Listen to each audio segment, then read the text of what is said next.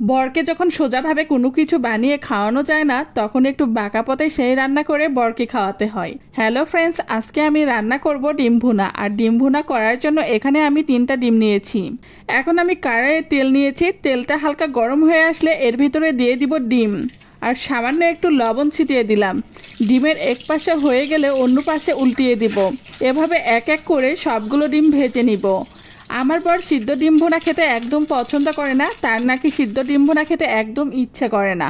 আমি আবার ছোট থেকে ডিম খেতে ভীষণ পছন্দ করি, সেটা ডিম পোচ হোক অথবা ডিম ভাজি অথবা ডিম সিদ্ধ।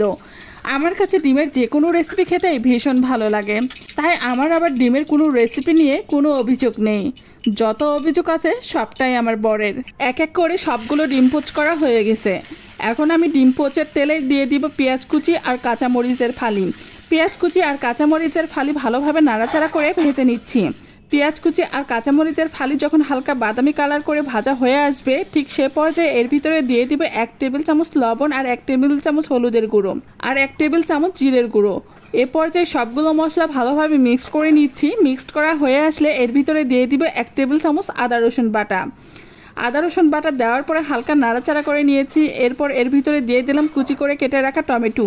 ডিম ভুনাতে টমেটো কুচি দেওয়ার জন্য ডিম ভুনার আলাদা একটা ফ্লেভার চলে আসে আর খুব সুন্দর একটা কালারও চলে আসে, যেটা দেখতেও অনেক সুন্দর লাগে আর খেতেও অনেক টেস্টি হয়। টমেটো কুচি খুব ভালোভাবে কষে নেওয়া হয়ে গেলে এ পর্যায়ে এর ভিতরে দিয়ে দিব পরিমাণ মতো পানি দিয়ে হালকা নাড়াচাড়া করে কষানোর জন্য ঢাকনা দিয়ে ঢেকে দিলাম।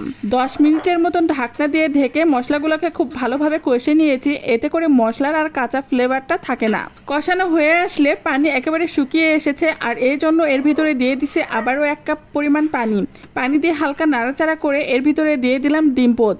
যেহেতু আমি আগেই বলেছি আমার বর ডিম সেদ্ধ খেতে একদম পছন্দ করে না, তাই আমি ডিমগুলোকে এভাবে পোচ করে নিয়েছি। আর ডিম পোচ করে ভুনা করে খেতে খুবই টেস্টি হয়।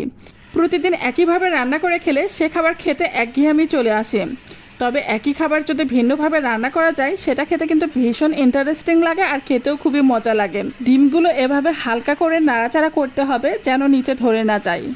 আর অবশ্যই বেশি নাড়াচাড়া করা যাবে না, কারণ ডিমগুলো ভেঙে যাবে।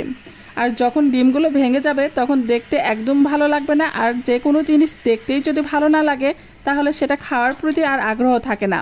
আমার বর বলেছে সে নাকি ফার্স্ট টাইম ডিম পোচ ভুনা খাচ্ছে। তবে ডিম পোচ এভাবে ভুনা করে খেতেও কিন্তু খুবই টেস্টি লাগে, কারণ একই খাবার হলেও ভিন্নভাবে রান্না করার জন্য সেই খাবারের টেস্টটাও ভিন্ন হয়।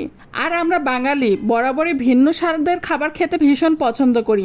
যে কোনো খাবার একইভাবে রান্না করলে সেই খাবারের প্রতি ছোট থেকে বড় সবারই অনীহা কাজ করে। তাই তো আমরা সবাই আলাদা আলাদা রেসিপি খেতে খুবই পছন্দ করি। আপনাদের কাছে এই রেসিপি কেমন লেগেছে অবশ্যই জানাবেন। যারা এখনও ডিম পোচ ভুনা করে খাননি তারা অবশ্যই বাসায় একবার ট্রাই করে দেখবেন, খেতে কিন্তু অসাধারণ ছিল। আপনারা সবাই ভালো থাকবেন, আবারও দেখা হবে নতুন কোনো রেসিপি নিয়ে।